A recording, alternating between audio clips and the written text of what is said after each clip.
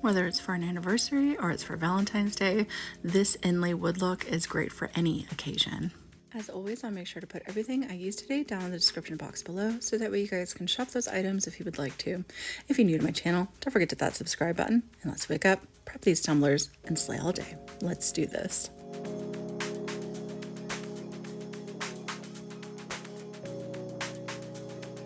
Starting off with our base, I went ahead and I prepped and I primed this 30-ounce, just regular curved tumbler, and I painted it with this Ivory Silk. I thought it was really pretty, and I think it goes really well with the mica base that I would like to do. So I went ahead and I have, how much do I have? I have 30 mLs of epoxy into my container, and I'm going to add a little bit of mica powder called Fawn right into my epoxy, because this is going to be the base for our inlay look. So I did about 3 scoops of my mica powder, and then I'm just going to stir that up really good. After I get that stirred up really good, I'm going to apply all 30 milliliters of this mica epoxy mixture all over the surface of the tumbler. I'm going to go ahead and place that onto my turner. I'm going to hit it up really good with my torch, popping all those little micro bubbles, and then I'm going to go ahead and let that cure. Now, while that cures, we're going to go ahead and move on to cutting out our decals that we need. So for the heart shape right here, I just went over to the shape section, and they have all kinds of shapes, and they happen to have a heart. So I'm going to head and pull that out. And then the rose I got right off of Creative Fabrica. Again, I'll make sure to put that stuff down in the description box for you guys if you want to use the same rose. I went ahead and sized that to about 3 inches to almost 4 inches because I want mine kind of big. I'm going to go ahead and duplicate that rose after that. And I'm going to hide all the contours of the stem because I want to do some with the Peekaboo showing through with the roses with the stems, and then I just want some rosebuds cut out in a burgundy color that are going to stay on the cup permanently. So after I had all the stem contours, I'm going to go ahead and make that rosebud a bit bigger. I want that kind of shimmied in between all of the regular roses with the stems. So my sizes are a bit big because I am working on a 30-ounce tumbler. So depending on what size tumbler you're using, you might need to measure more up or more down depending on how big you want your decals. So this heart right here, this is going to be our silhouette that goes underneath. So it's going to create the peekaboo for us. So you don't want to touch the sizing on anything from this point on. So that way everything fits properly after it's all said and done. So again, this is going to be for our peekaboo. So now we're just going to apply an offset around it. This is going to create the outline of the gold that we want after everything's all said and done. You're going to go ahead and apply that offset. Then you're going to make sure that you highlight everything together. You are going to slice the heart shape out. You're going to move that off to the side because you still need that. Then you're going to take the center of that though, and you're going to go ahead and just delete it because we don't need that anymore. And you'll be left with the outline for afterwards. Now I'm doing mine and my husband's name, but whatever you want to put in the center, you just want to go ahead and get that typed up with your text.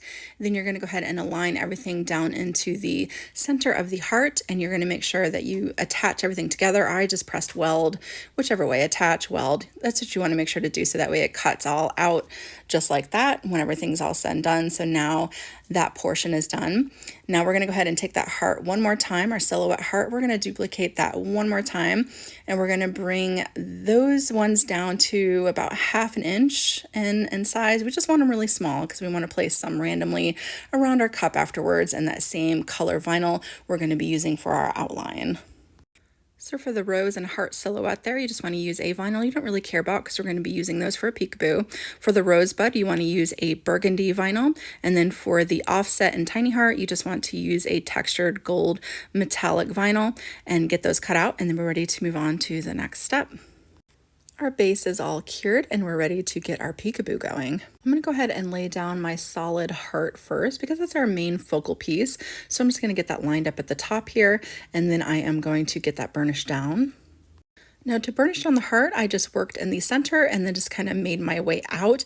There were 2 wrinkles right off to each side, but I'm going to show you what I did here. I'm just going to take my fingers, I'm going to make sure that I close that gap so that way it's not open on the one end so our inks don't seep underneath our heart.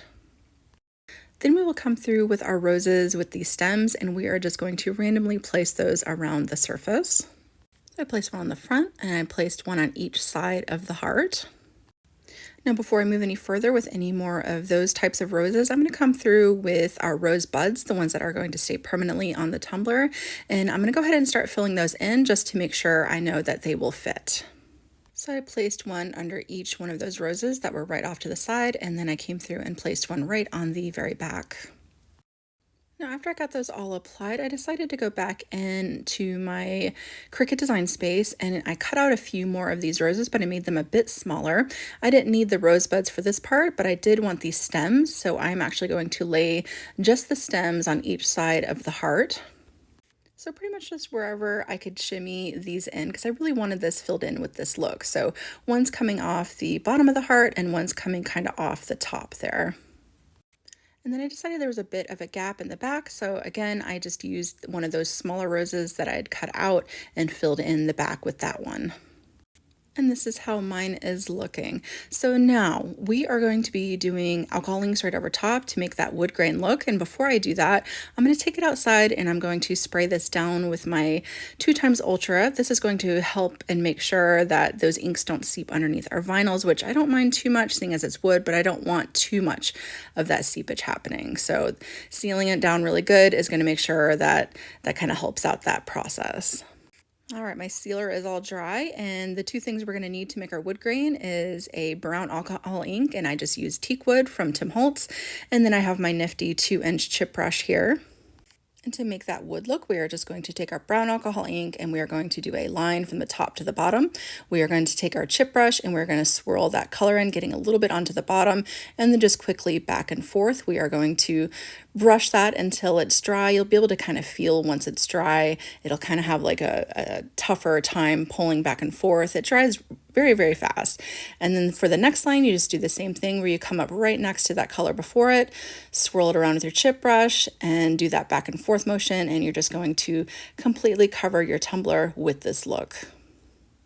But I absolutely love how the mica kind of shines through the inks because the inks are a bit transparent. It really gives it just this very shimmery, just very slight shimmer shine look, and I just absolutely love how that looks underneath all of this. Now, once you get all the way back around to the beginning, you're just going to kind of give it a once over, make sure everything is nicely covered. And of course, if you need to, it's okay to add more layers over top to kind of cover up anything that needs to be covered up. You don't want blatant brush strokes. You want it to be kind of blended and swirled together to make sure it has that wood look to it. Now, after you're done doing that, you're going to go ahead and move right into removing all the pieces you want removed. In my case, I am removing all of the roses with stems and of course the heart in the center as well.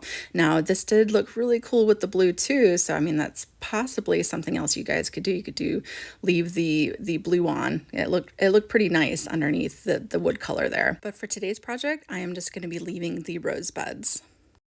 And this is how it is looking so far. So for this next part, it's completely optional what I'm about to do.